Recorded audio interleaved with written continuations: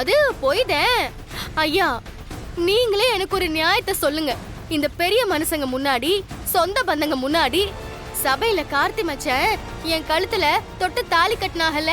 ஆமாமா. அதுக்கப்புறம் அவங்க 2 பேரும் கூட்டு சேர்ந்துகிட்டு அந்த பிருந்தாவை 2ஆம் தரமா கல்யாணம் பண்ணி கொடுத்து அந்த வீட்லயே வச்சிருக்காக. அதுக்கு கூட இந்த பெரிய மனுஷன் எதுவுமே சொல்லல.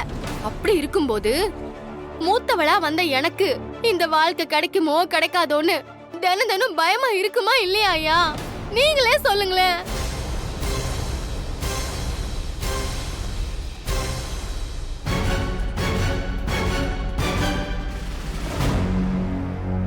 சொல்லுங்கய்யா, உங்க வீட்லயும் பொண்ணுங்க இருக்காங்கல்ல?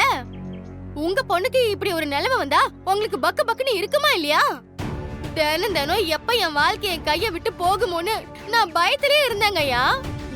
இந்த கார்த்தி மச்சானும் அந்த பிருந்தாவும் சேர்ந்துகிட்டு ஏன் முன்னாடியே என்னென்ன அசிங்கம்லாம் பண்ணாக தெரியுமா? ஏய், உங்களை பத்தி தப்பா பேசுன பிருந்தா பொண்ணு போட்ட வேண்டிய உன்ன எங்க கொல்லடி பாக்கலாம்.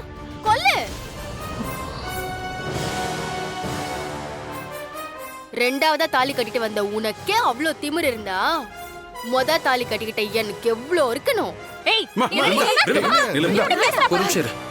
என்ன பேச்சு பேசுற அவ? பொறுமையா இங்க பாரு, இது ஒண்ணும் உன் வீடு கிடையாது, எங்க ஊரு. உன் அரட்டல் உருட்டலுக்கெல்லாம் நான் பயப்பட மாட்டேன்.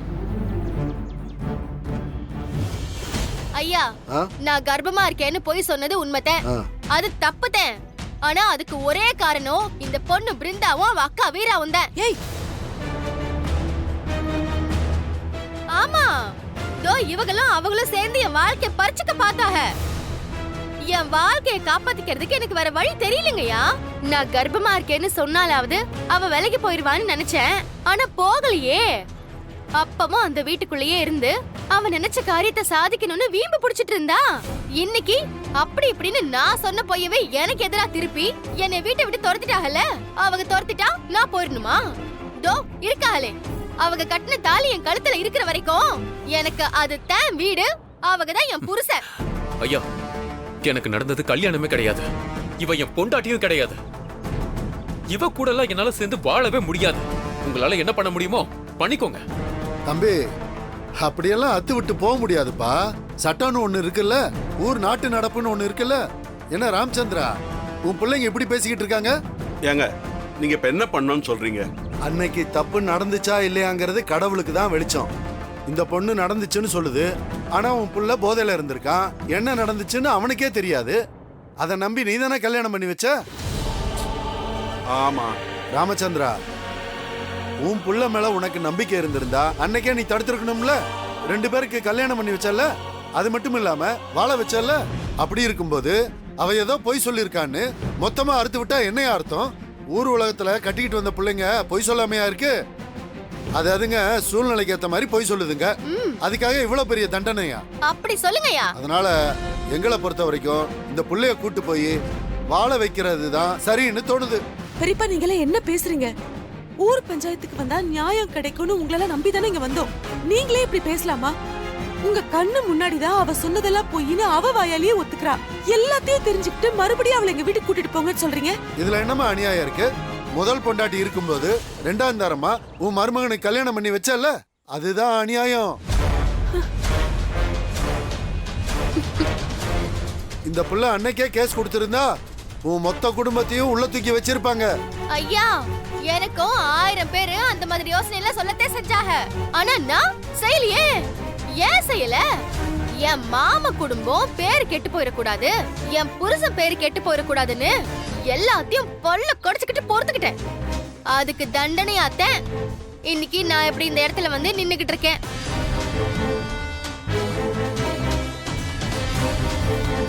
எப்பா, அந்த புள்ள சொன்னது ஒரே பொய், கர்ப்பமா இருக்கேன்னு. அதுக்கு அது சொல்ற காரணமும் சரியா இருக்கு. அப்படி இருக்கும்போது அந்த புள்ளைய நீங்க ஒதுக்கி வைக்கிறது என்னப்பா நியாயம்? அந்த புள்ளைய கூட்டு போய் வாழ வைங்கப்பா. ஏங்க, முடியாதுங்க.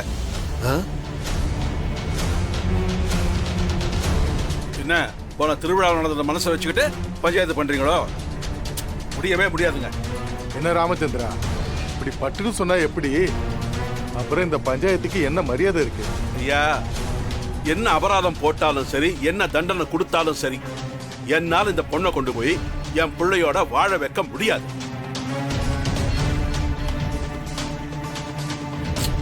இந்த பொண்ணு சொல்ற இதுலயுமே எனக்கு நம்பிக்கையே இல்லை. என்னம்மா ஆ? அவங்க மொத்த குடும்பமும் உனக்கு எதிராக நிக்கும்போது அந்த குடும்பத்துல போய் நீ எப்படி வாழ போற? நீ வாழறதுக்கு அந்த குடும்பம் ஏத்துக்கிட்டாலும் உன்னோட புருஷ தயவு வேணுமே. அவரே இப்படி முறுக்கிட்டு நிக்கிறாரு. அத பத்தில எனக்கு பிரச்சனை இல்லைங்கய்யா. நான் போய் என் புருஷனை சரி கட்டிக்கிடுவேன். ஆனா நான் விட்டு கொடுக்கறதா இல்ல. என்னம்மா நீங்க இப்படி மாத்தி மாத்தி சொல்லிட்டு இருந்தா என்ன அர்த்தம்?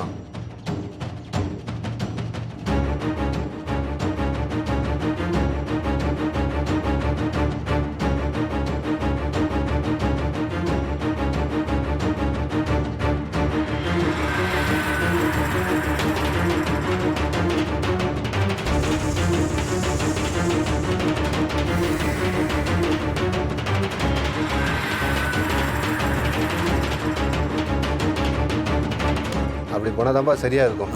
சரி. ஏன்பா கடைசியா சொல்றோம், ஒண்ணு அந்த புள்ளைய கூட்டிட்டு போய் வாழ வைங்க. அப்படி இல்லைன்னா அந்த பொண்ணு கேட்கிற நஷ்டஈட கொடுத்துருங்க.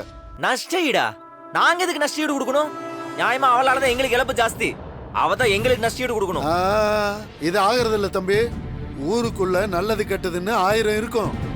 இப்படி பஞ்சாயத்து சொல்ற எதுக்குமே முடியாதுன்னா அப்புறம் மொத்தமா ஊரை விட்டு ஒதுக்கி வைக்க வேண்டி வரும். அப்புறம் ஊரு சொந்தம்லாம் வேண்டாமா?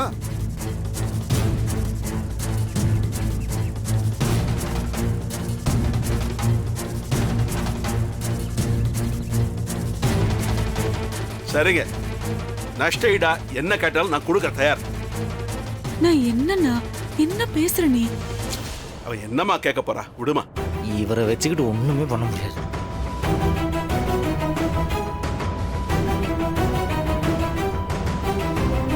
நான் கொடுக்க தயாரா தான் இருக்கேன்.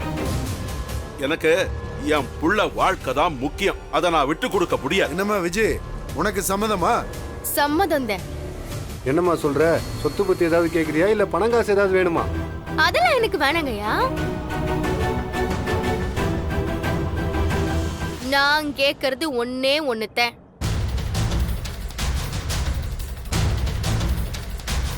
ஒண்ணு, நான் அந்த வீட்ல போய் வாழணும்.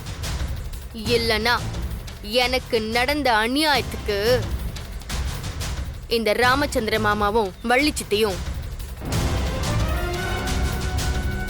இந்த சபையில இத்தனை பேருக்கு முன்னாடி என் கால்ல விழுந்து மன்னிப்பு கேட்கணும்.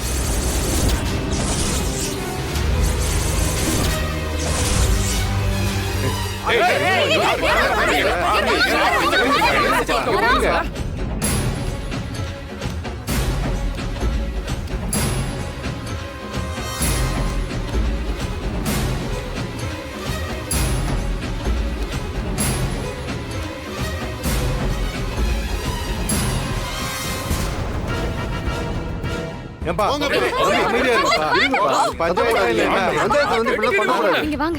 ஏய், வாடா இப்படி. ஏன்னா அவங்க தானே கல்யாணம் பண்ணி வச்சாக. ஏய், யாரை பார்த்து நீ கால்ல விழுன்னு சொல்ற? யாரு இருந்தாலும் பரவாயில்ல, அவளை வெட்டிடுவோம் முன்ன. கார்த்தி வேணாம். போனா போகுதுன்னு சபைக்கு மரியாதை கொடுத்தா மன்னிப்பு கேட்கணுமோ? மோளை கொன்று. வேணாம். யார் துள்ளுனாலும் சரி, என் முடிவுல எந்த மாற்றமும் இல்ல.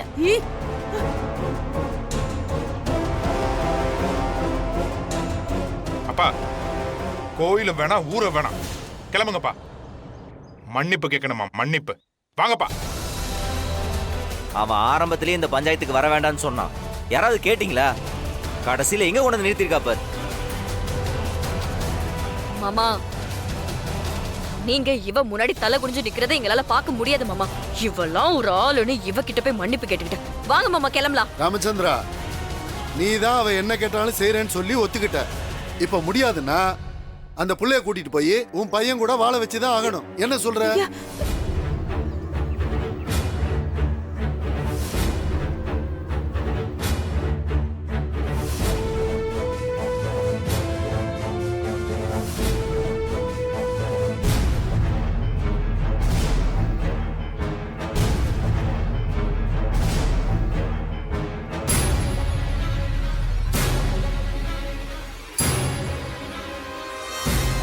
என் பிள்ளைக்காக நான் என்ன வேணும்னாலும் செய்ய தயார்.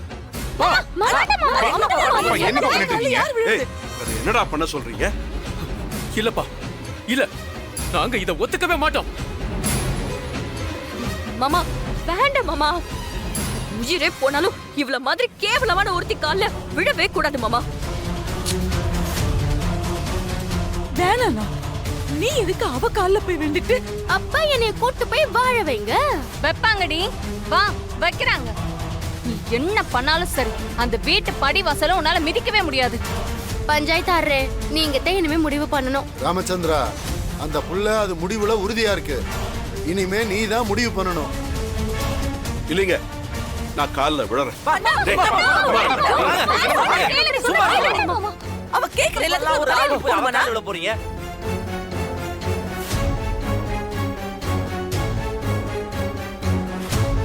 ஏய், உனக்கு என்ன, எங்க வீட்ல வந்து வாழணும் அதானே?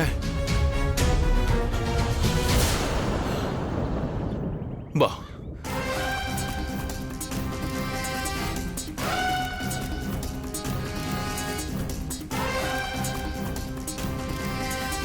கார்த்திக் இங்க என்ன பண்றாரு?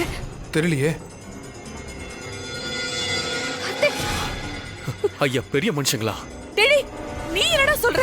அத்த கொஞ்ச நேரம் பேசாம இரு. கார்த்திக் என்ன பண்றீங்க? பிருந்தா, கார்த்திக் பிருந்தா. தெரிஞ்சதா? இரு, கொஞ்ச நேரம் அமைதியா இரு. ஐயா பெரிய மனுஷங்களா? எங்க அப்பா இந்த பஞ்சாயத்துல யாரு கால்லையும் விழுந்து மன்னிப்பு கேட்க மாட்டாரு.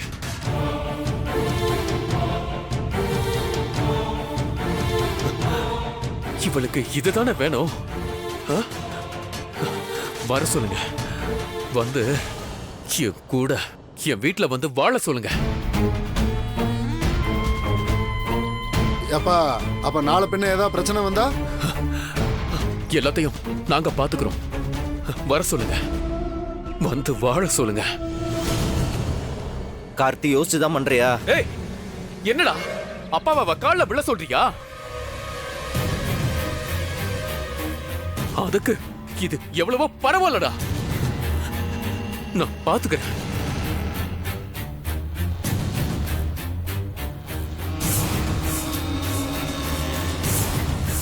அம்மா, அவ்வளவுதான், பஞ்சாயத்து முடிஞ்சிருச்சு. இனி நீ அந்த வீட்டுல போய் வாழ வேண்டியதுதான். நாளை பின்ன சண்டை சச்சரவுன்னு மறுபடியும் இங்க வந்து நிக்க கூடாது. ஏன்னா மொத்த குடும்பமும் உனக்கு எதிரா இருக்கு, யோசிச்சுக்க. அத நான் பாத்துக்கிறேங்கய்யா. இன்னைக்கு வேணான்னு சொன்ன இந்த குடும்பமே நாளைக்கு என்னைய வேணும்னு சொல்ற நிலைமைய நான் உருவாக்குவேன். ஐயா ரொம்ப நன்றி. பரவாயில்ல, போயிட்டு வாமா.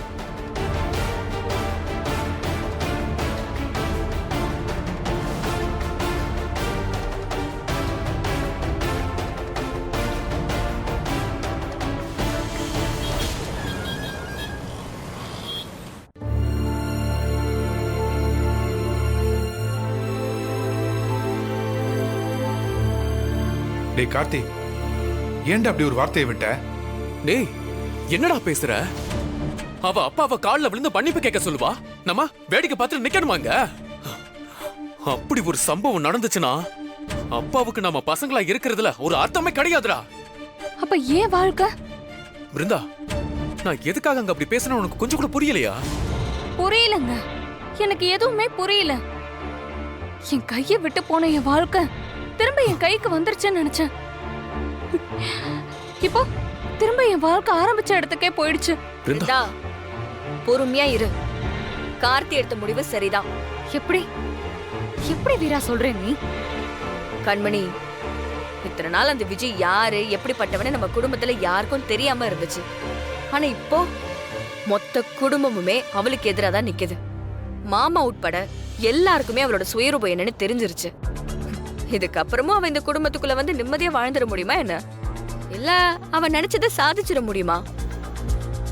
முடியாதுல. இத்தனை நாள் அவ சைலண்டா இருந்து நம்ம எல்லாரையும் ஆட்டி வைக்கணும்னு நினைச்சா இப்போ கேம் ரிவர்ஸ் ஆயிருக்கு. இனிதான் நம்ம ஆட்டமே இருக்கு.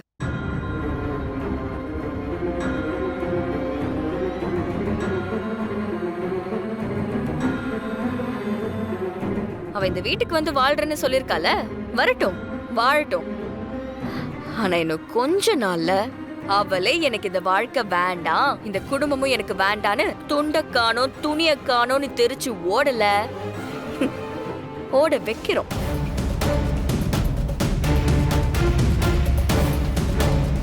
யாரு ராமச்சந்திரனோட மருமகளுங்கன்னு காட்டுறோம்.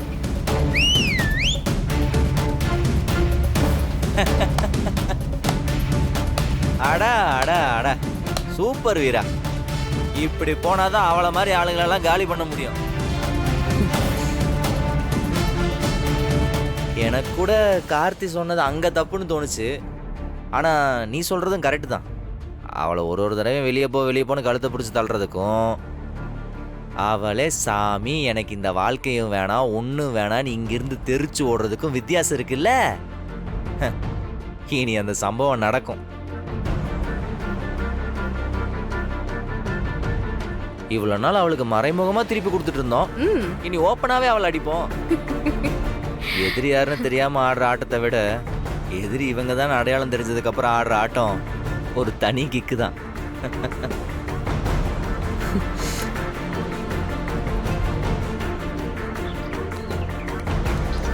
சித்தி, மாமா, மச்சான், அக்கா, எல்லாரும் சீக்கிரம் வரீங்களா?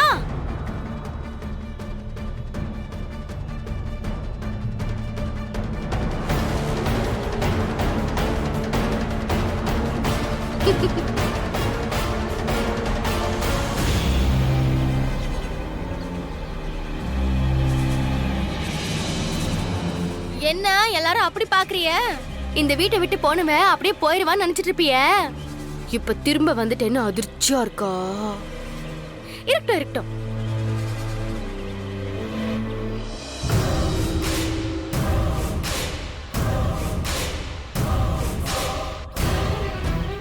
ஆமா, ஆர்த்தியெல்லாம் எடுக்க மாட்டேல?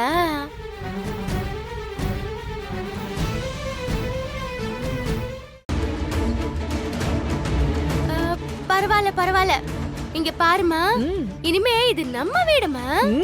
அவங்க ஆர்த்தி எடுக்கலன்னா என்ன, நீ போமா போய் ஆர்த்தி கரைச்சு எடுத்துட்டு வா. போ. சரி விஜி.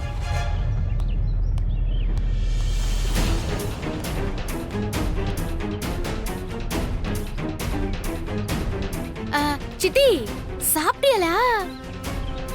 நான் இல்லாம எல்லார் முகமும் வாடி போயிருக்கு பாத்தியலா? வா வா. இருமா செருப்ப கட்டிக்கிறேன். நல்லா ஆர்த்தி எடு.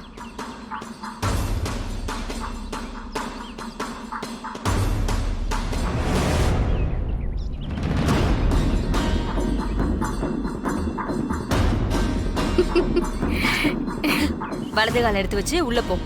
சரிம்மா. போ.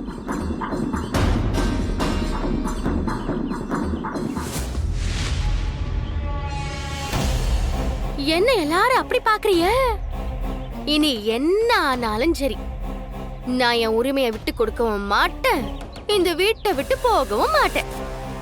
அப்படியா? பார்க்கலாம். பார்க்கலாம்க்கா. மா.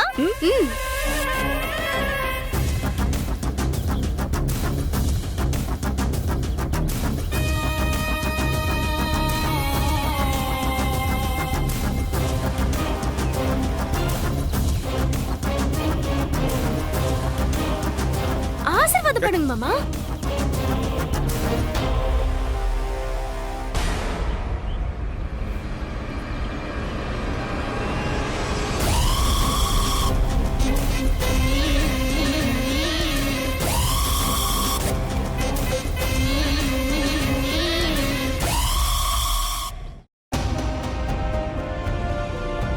சித்தி,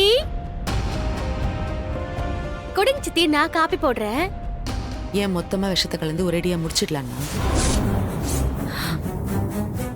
எங்கடி வந்த? இல்ல எங்க வந்தன்னு கேக்குறேன். இப்ப உன் மனசுல என்ன இருக்கு? பஞ்சாயத்துல உனக்காக 4 பேர் பேசி இந்த வீட்டுக்குள்ள அனுப்பிட்டாங்கன்னா நீ சௌகரியமா வாழ்ந்தெல்லாம் நினைச்சிட்டு இருக்கியோ? இல்ல சித்தி. சித்தியா? யாருடி சித்தி உனக்கு? எப்போ கேவலமான புத்தி எங்களுக்கு தெரிய வந்ததோ அன்னைக்கே நான் உன்னை தலைமுழுகிட்டேன். திரும்பவும் இவங்க கிட்ட எப்படியாவது பேசி நம்ப வச்சிடலான்னு சித்தி சித்தின்னு சொல்லிட்டு வந்துட்டு இருந்த அதே மாதிரி ஏமாறதுக்கு நான் முட்டாள் இல்ல. மரியாதையா இங்க இருந்து போ முதல்ல. என்ன சித்தி இப்படி விரட்டி விடுறீங்க? ரொம்ப நல்லவளா நீ? உன் மூஞ்ச அப்பாவிய வச்சு பேசினா இங்க இருக்கிறவங்களா நம்பிடுவாங்கன்னு நினைச்சிட்டு இருக்கியா? ஆஹா, இதுக்கப்புறமும் உன் வேஷம் எல்லாம் இந்த வீட்டுல செல்லுபடி ஆகும்னு நினைச்சிட்டு இருக்காரு. நாங்க ஒண்ணும் அந்த அளவுக்கு முட்டாள் இல்ல. நான் ஐயோ பாவம்னு பார்த்ததுக்கு தான் எங்களை அனுபவிக்க வச்சுட்டியே. அப்புறம் என்ன? உனக்கு போய் பாவம் பார்த்த மேடி. உனக்கு எவ்வளவு நெஞ்சு தைரியம் இருந்ததுன்னா என் அண்ணனை உன் கால்ல வேணும்னு சொல்லியிருப்ப. உன்னை அங்கேயே கொன்னு போட்டிருப்பேன். போனா போகட்டும் தான் விட்டேன். இங்க பார், உனக்கு இவ்வளவுதான் மரியாதை. உன் கேவலமான புத்தி என்னன்னு இங்க இருக்கிற எல்லாருக்கும் தெரிஞ்சு போச்சு.